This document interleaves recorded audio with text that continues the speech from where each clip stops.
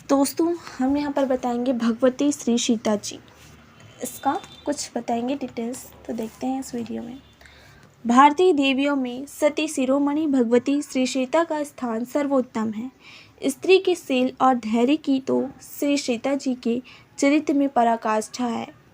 यही कारण है कि भारतीय साहित्य के अधिकांश पृष्ठ श्री सीता जी के धवल चरित्र के आज भी साक्षी बने हुए हैं। इतिहास पुराण से लेकर ग्राम्य गीतों तक में श्री सीता जी की समान रूप से प्रतिष्ठा हुई है। प्राचीन काल में मिथिलापुरी की में सिरध्वज जनक नाम के एक प्रसिद्ध धर्मात्मा राजा राज्य करते थे। वे शास्त्रों के ज्ञाता, परम वैराग्यवान तथा ब्रह्म ज्ञानी थे। एक बार राजा जनक यज्ञ के लिए भूमि जोत रहे थे। भूमि जोतते समय हल्का फाल एक घड़े से टकराया। राजा ने वह घड़ा बाहर निकलवाया। उससे राजा को अत्यंत ही रूपवती कन्या की प्राप्ति हुई। राजा ने उस कन्या को भगवान का दिया हुआ प्रसाद माना और अपनी औरस पुत्री की भांति बड़े ही लाड प्यार से उसका लालन पालन किया। उस कन्या का नाम सीता रखा गया। जनक की पुत्री होने के कारण वह जानकी भी कहलाने लगी। सीता शुक्ल पक्ष की चंद्रमा की भांति दिनों दिन बढ़ने लगी। शरीर की ही साथ रूप, लवण और गुणों की भी वृद्धि होने लगी। धीरे धीरे जानकी जी विवाह की योग्य हो गई। महाराज जनक के धनुष यज्ञ के माध्यम से उनके स्वयंवर का आयोजन किया गया। निमंत्रण पाकर देश देश के राजा मिथिला में आए। महर्षि विश्वामित्र भी श्री राम और लक्ष्मण के साथ यज्ञोत्सव देखने के लिए मिथिला में पधारे।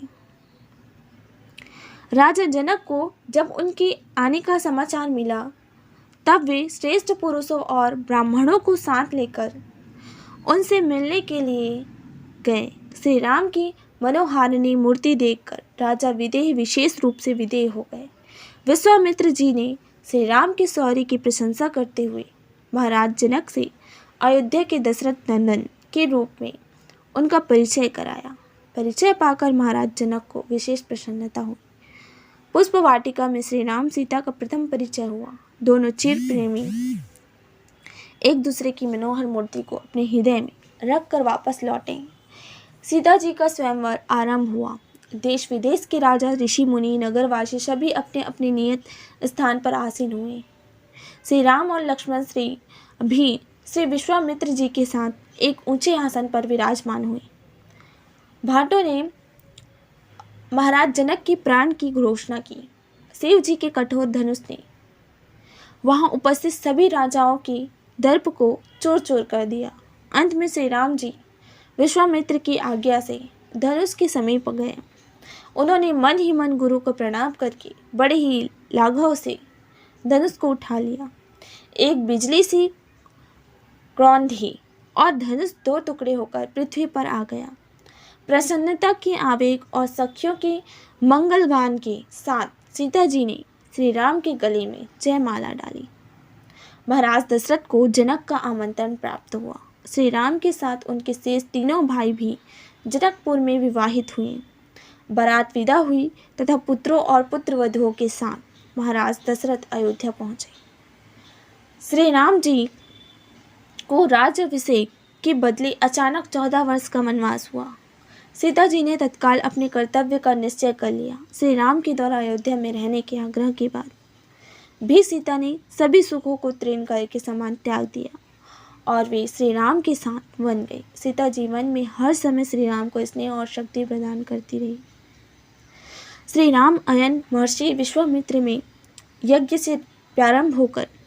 रक्षा से प्रारंभ होकर जनकपुर में शक्ति वनन पर समाप्त हुआ।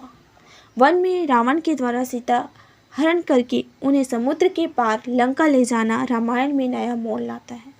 लंका प्रवास भगवती सीता के धैर्य की पराकाष्ठा है। समुद्र को पार करके श्री राम ने रावण के साथ अजय राक्षसों का संहार करके अपनी सीता शक्ति को पुनः प्राप्त किया। भगवती सीता के कारण ही जनकपुर वासियों को श्री राम का दर्शन और लंका वासियों को मोक्ष प्राप्त हुआ। जय श्री राम।